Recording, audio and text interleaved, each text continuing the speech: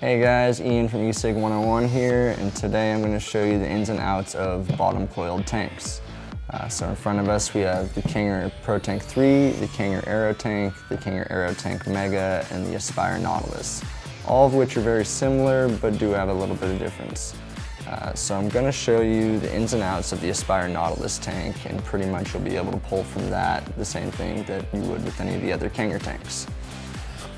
So inside the box of the Nautilus, you have your instruction manual, you have your tank, you have your atomizer, an extra one, and you have a collar to make the tank sit a little bit more flush on top of your battery. So you're going to start by unscrewing the tank. You're going to want to hold the glass and grab the base while the tank is upside down. You'll just kind of easily turn it until it starts getting easier and easier to unscrew, and eventually the whole base will come off. You'll have your atomizer and your base connected and the glass part of the tank separate. Then we're going to fill up the tank.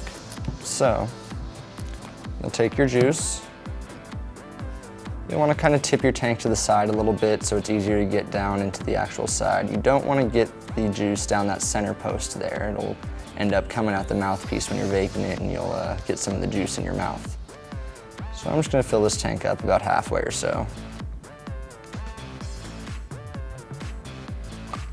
It's a nice tank. It has a little indications as to how full it is on the side there. So I'm going to fill it up just enough to make sure that the atomizer is going to get soaked when I put it back on. So I'll take the base and the atomizer and I'll screw it back on while still holding the tank upside down. After everything's nice and snug, I'll flip it right back up and I'll let it sit for about 3 minutes or so that the juice can fully soak into the atomizer.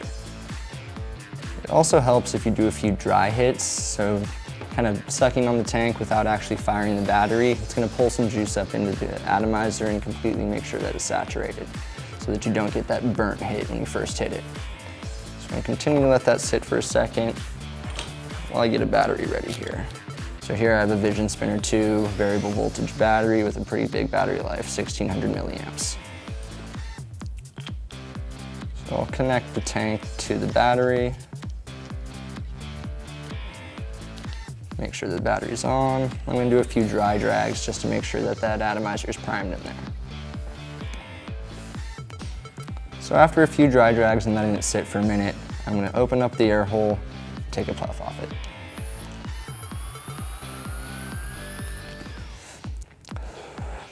So that's pretty much how you fill up one of these tanks. It's not too difficult, and the rest of the tanks, the Kanger Aero Tank, the Pro Tank 3, and the Aero Tank Mega are all filled exactly the same way.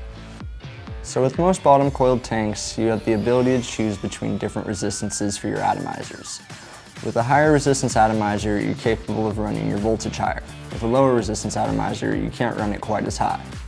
If you do run a low resistance atomizer at a high voltage, you run the risk of burning out your atomizer considerably quicker and having the juice taste burnt.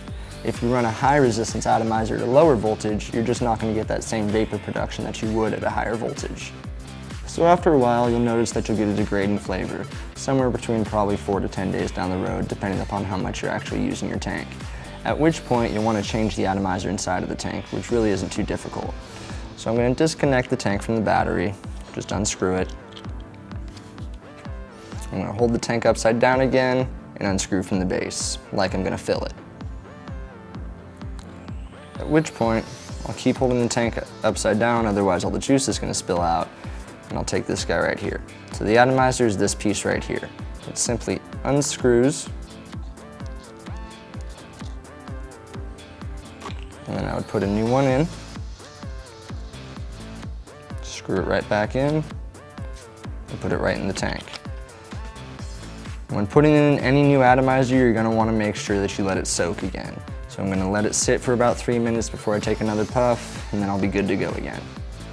So remember, just about all bottom coiled tanks are going to be filled the same way, from the bottom, just like I filled the Aspire Nautilus tank. And in case you get lost along the way, they all have an instruction manual inside the box.